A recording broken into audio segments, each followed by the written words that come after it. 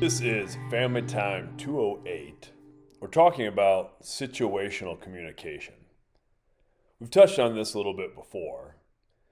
The idea of situational communication is that the way you communicate does and probably should change a little bit based on the environment, based on the people you're around, based on the social situation. You're probably going to talk a little differently, communicate a little differently in a job interview than you would hanging around with your buddies. That's a good thing.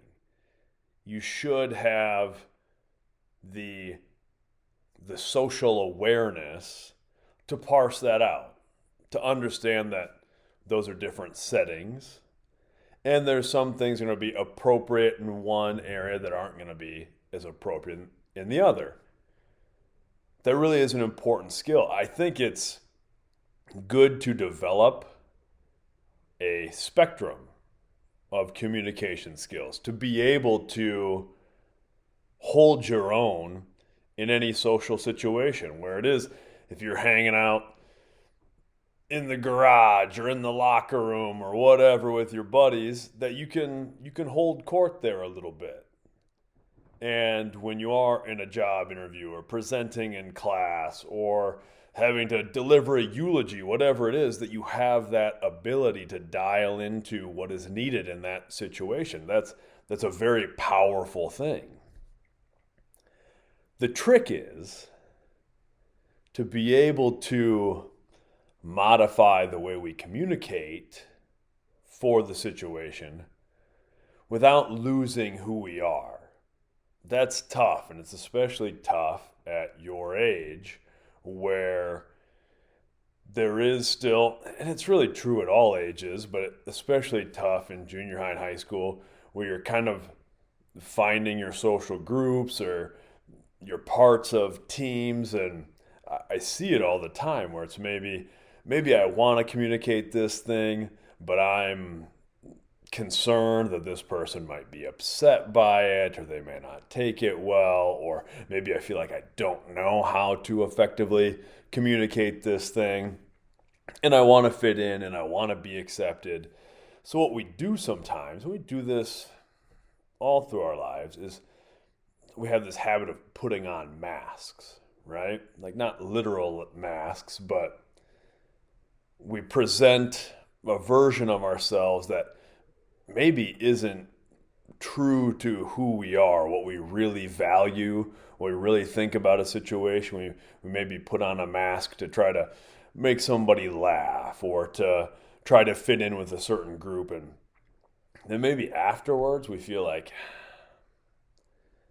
man, that's not really true to who I am, what I think I believe and value.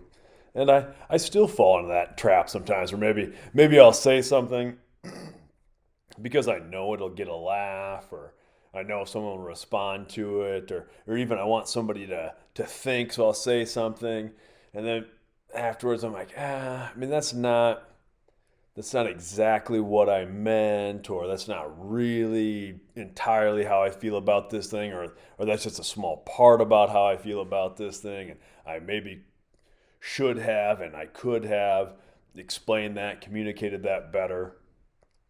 And that's tricky. It's tricky to adjust the way we communicate and adjust to social norms without losing ourselves. So that's what I want you to focus on this week. We're going to talk about it. I want you to think about the way you adjust your communication based on the situation. But I also want you to think about how do you stay true to yourself in general. I want you to think about the things that really fuel you, the things you're passionate about, the things that you seek out. I want you to think about the times where you feel most like yourself, like the activities and the people that you're around who make you feel most like yourself. That's when you're going to be most comfortable. That's when it's the only time, really, I think you can be totally at peace is when you can be yourself. And when you find yourself doing the activities and surrounded by the people who make you feel like yourself and the best version of yourself, the version of yourself you would like to be, that's kind of the ultimate goal. That's what you want to do with your life. So think about that this week. What are the things that you do and the people that you spend time with who make you feel most like yourself? Till next time, much love.